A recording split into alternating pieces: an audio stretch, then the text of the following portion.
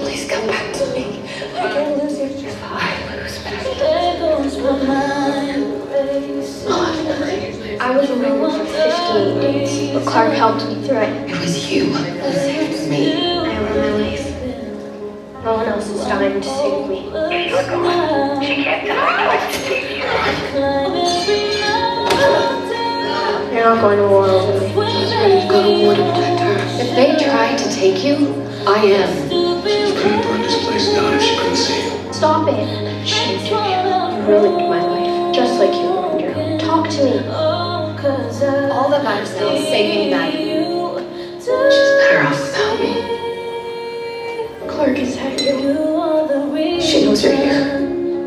I'm here. I'm here. I'm still here. Your daughter is out there. Probably being tortured right now. I just love there, not worried you're never gonna see her again. What if I never see you again? It means I need you. Impossible. Remember Shallow Valley? When it was just us? I should have never lived over. I did that because you were in trouble. I'm so sorry I failed you.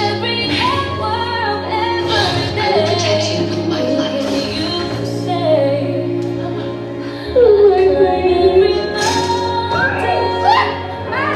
I'm not a baby anymore. I'm not a child anymore, Clarke. I won't let my child die. I will not let you die in this war. I will always protect you. Please. I'm so proud of you, Madi. She's at peace. Clarke! Clarke! Will we dream? If we do, I'll see you in mine. Every time I close my eyes, I see you. I see Clarke in me hope. Thank God. The things I did for my people. Well, guess what? Now you're my people. Thank you, Clarke. I love you so much. I did it because I love you. I know you don't want to leave, but you have to go now. I go, Madi. I'll be okay. I love you forever. I love you, Clarke. I love you, Clarke. I love you.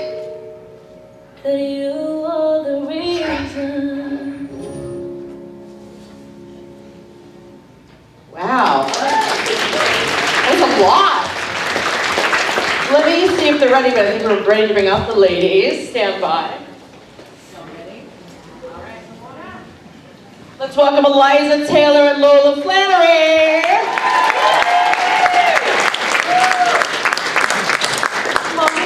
That was very touching, the video we just saw. We're all a little bit clamped. The montage of all your moments. I want to see. Oh, this is better than the last panel. Yeah. Ooh, I'm 5 feet tall. I'm not sitting on a stool all day, you guys. No, absolutely not. Yeah. Oh my gosh, there's so much to talk about. I know everyone has a ton of questions, but until the 100, had you played a mom in any? I don't think you had, right? Any? I don't think so. Thumper. Thumper. Was during yeah. though. That was during. That was during yeah. the show. Yeah. Because anyone who's talked to Eliza one-on-one knows that even before Henry, you've always wanted to be a mom. You have been since the day I met you. I think the first night I met you, even though we had some adult beverages, I think you talked about that was like your goal one day, and now it's true and amazing. Yeah. Congratulations again on Henry. Thank you. The cutest, you guys. The cutest kid. Now, when you were presented with the opportunity, this role, were you surprised? Were you excited to take on the Mama Bear role for Clarke in addition to all of her other responsibilities? Yes, I was. Yeah, for sure. I just thought it would add something really special, and it did in the form of Lola. But yeah, I was really pumped for it, and I thought it was a great choice, and you know, it was a beautiful story. Yeah. Did you fill in the blanks for you two, like both of you, we opened this, we're in Happy Valley, and all of a sudden we see Clarke who's happy, she's clean, she's got a kid. Like there's just so many, it was pretty crazy and quite a jump. What was it like for you two working together for the first time in like mother-daughter capacity? It was great. I mean, I was so nervous coming into it, and the second I I'm not used to this. The second I stepped foot on set and just looked around, I was like, this is so comfortable, this is so easy. Yeah. Yeah, it was great. And I also I was a child actor, and I was working when I was Lola's age, and so I felt very protective immediately of her, and just wanted her to have a really good experience because I didn't get that necessarily in my teens. There weren't as many laws around protecting kids in the industry back then. And I turned out okay, for the most part. But it was really important to me that Lola felt welcome and comfortable and, all that stuff. And then Lola, the backstory, they give you backstory of, Nightblood, you're hidden away. Did they give you a lot of context for your role? Yeah, mostly. I also, as soon as I booked the role, I had about a month before I actually flew to Vancouver to get started, so I watched the entire show. My mom let me skip school, which was awesome. Wow. So I just binge watched the entire show. And yeah, I mean, it was definitely difficult because it was unlike any project that I'd ever done. I mean, it's dystopian, I have magic blood, I'm a commander, it's wild. But yeah, I got a fair enough backstory. I think I kind of understood it, but it was still difficult. Right. And talk about, we're all tearing up watching your final scene together in season 7. How difficult was that for both of you to film? Well, I mean, for me, I was a mess, wasn't I? I was sobbing. That was all real tears, there was a lot going on at that moment, not only for Clarke and Madi, but we were, that was one of our last days of shooting, if not the last day. The scene where I keep forgetting to hold the mic to that would be a good thing to do. The scene where, not when I'm lying on the chair, but when you're holding on the corner of it. Mm-hmm. Yeah, that was the last day. It was the last day, and I was just blah, couldn't hold back the tears, which was amazing. It was actually cool to have all that emotion right there at the surface for our last moments together. And okay, so all of the sets and locations, Lola, did you have a personal favorite, when you're the Jeep or Happy Valley or Bardo or any of those places? I think if you asked me this at the beginning, before I started, I would say the Jeep, because I was under the impression that I was going to be allowed to drive the Jeep. I was not. That is not legally allowed. But then I think towards the end, my favorite set would probably be Sanctum. The big, because you had to drive up this massive hill. Remember Sanctum? And there was the huge set, and I was on my lunch break, I would run around like a lunatic and swing on the swings, because the swing set's real. Yeah. That was awesome. Did you play with Picasso? Oh yeah. Oh yeah. Bonding sessions with Picasso, aka just playing with the dog. That's cute. Well, I know y'all have a lot of questions, and we actually only have, this is a 20-minute panel because we're running behind, so it's 20 minutes, and then we're bringing out Sarah, so we just have 20 minutes. So if y'all want to line up and ask some questions, we will do that. Hi. Hi. Well, did they provide contact for Madi's parents, or what's the life before Wi-Fi and Clarke? I think I only got the context for that in, I think, season 6. Am I blanking? Do you remember what happened with Madi's parents? She had... No. I thought they died protecting her because she was a Nightblood. They died... Oh, they existed. They were real. Mom and Dad, they protected me. They made me go inside this little trunk underneath in the car, or the van, and they wouldn't tell anyone on the ground that I was a Nightblood. They knew, but they lied to everyone in their community and was like, she's not a Nightblood, to protect me, so that I didn't become worshipped like a commander. Womp womp, see what happens. And yeah, that was my parents, and then they died. And for Eliza, in season 7, you and Dyer, it's almost like they're almost at that point. We're also saying a point between you and Tati's character, or was that just kind of not happening? Yeah, that was weird because we were kind of told that there was going to be a love story there. And With Clarke and Gaia. Yeah. Did you guys not know this? No, it was very interesting. The fan fiction has started. Am I spilling tea right now? Yeah, please do. This is fun. The show is long over. It is. Like, yeah. That's like Warner Brothers not gonna be like, hey. Yeah, so there was in season 7, and we played all the moments, and I don't know what happened. Was her schedule like? No, I mean, like, she was busy. Tati was busy, but she, you know, she was still showing up for everything that that was written for her.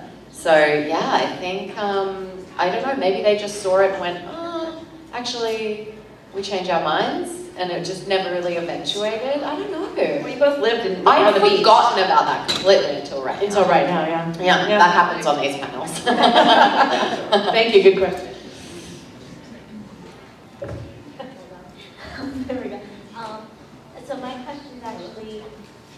question is specifically for Lola. You mentioned in the previous panel that you graduated and you're like moving on to the next chapter of your life. I graduated last year. I'm actually going into legal translation, so. Oh my God! How does it feel, kind of like moving on to this next chapter of your life? And do you feel prepared at all, or no? No. Okay, so that's good. I guess it's simultaneously the easiest thing and the hardest thing ever. I think it's easy in the sense that I'm not really transitioning. I just wrapped 2 movies that I just did, so I'm kind of still one foot in one world, another foot in another world. So it's easy in that sense where I still have that sort of knowledge of how I grew up. But it's hard in the sense that what is going to happen? I don't know. I don't know anything about university. I never really got to go to high school because I think my first year of high school was season 6 or 7. I think it was season 6. Yeah. No, it was the last season. It was the last season of the 100, and then we wrapped right as COVID hit. Yeah. So I was away doing school online, and then I was about to fly back home. I was like, yay, high school, parties, whatever. Nope, the world is shut down. So I never really got to go to school. So it's difficult. I didn't either, if that makes you feel any better. We're in this together. Yeah. So yeah, I don't really know what to expect, but yeah. Also, just a last comment from my mom for Eliza. She said that you did a really good job portraying a mom of parents. Aww. Thank you. Yeah, that's all. It was good practice. Yeah, it was good practice. Yeah. For sure. You'll feel nervous about college because you'll like graduate and then you'll be like, guys, what the fuck I'm doing. So it never gets easier. It never gets better, and I Okay. graduated for a while. Copy that. Thank you. You just get better at faking it. Awesome. But my questions are for Eliza. I have to write them down because I've got really bad pregnancy brain right now. Oh, congratulations!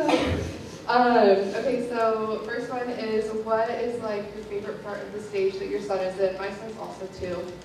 And like, well, he'll be 3 at the end of June, but 2 is like so much fun. So what's been your favorite part about where he's at? Oh my gosh, I just feel like he's learning, watching his cognitive behavior form, like he's really, he's growing into his own little person. Like he's got his own personality, he's funny and like cheeky, and I love watching him. Like sometimes he'll be talking and he has to pause to connect the words, and you can see his brain like forming sentences. Like you can see it in real time, and it's the most magical thing to watch. And when he gets it, he's like, you can see how proud he is of himself.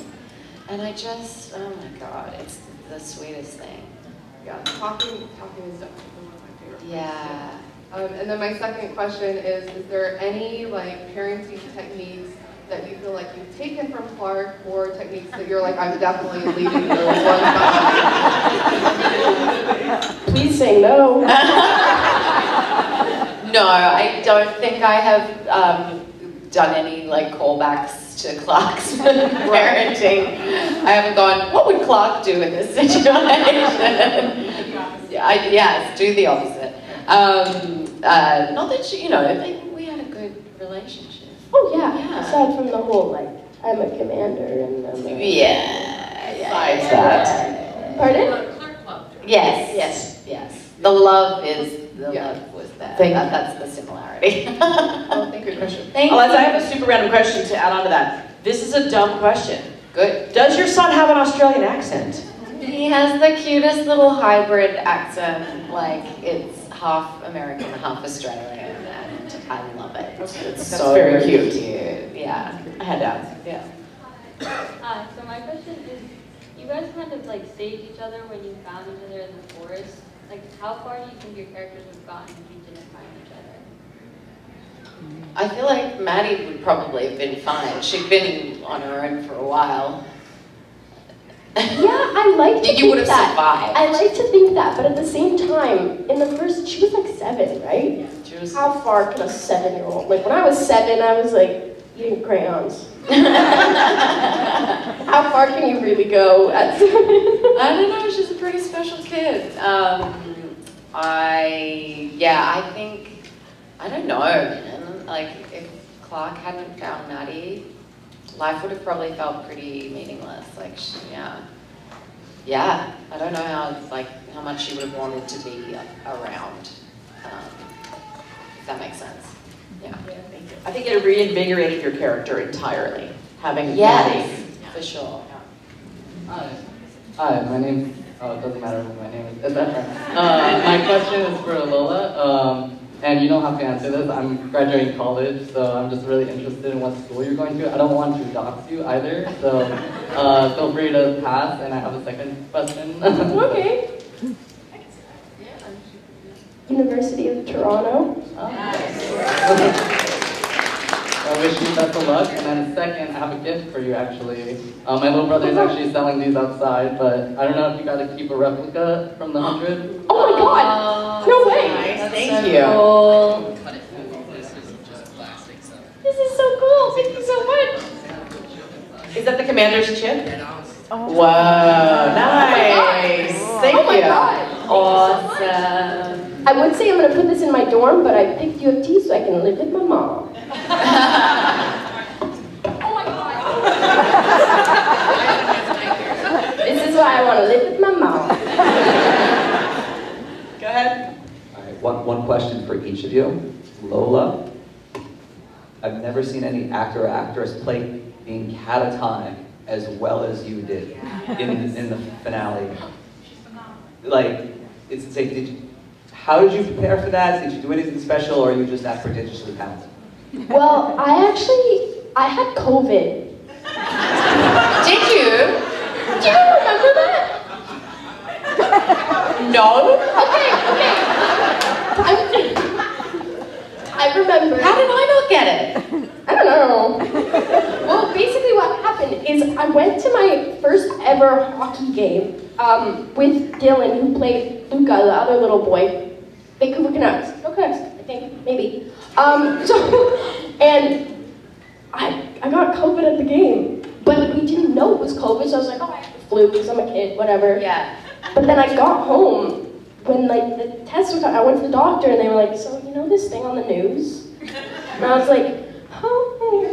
So patient 0 over there. Oh Great. my god. So I had COVID. I was like slobbering all over you. like I was like, there was one take, I think, she did an incredible job, crying, screaming, full of emotion, and I was lying there dead, and then all of a sudden, as she turns away, I just sneezed really loudly.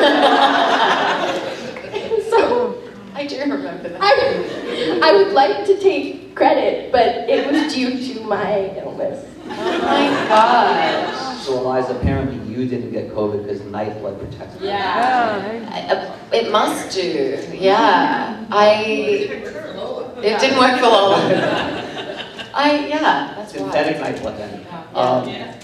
My question for Eliza is, so you weren't a mom when you filmed all these scenes. Now that you are, is there anything you might have played differently? Yeah.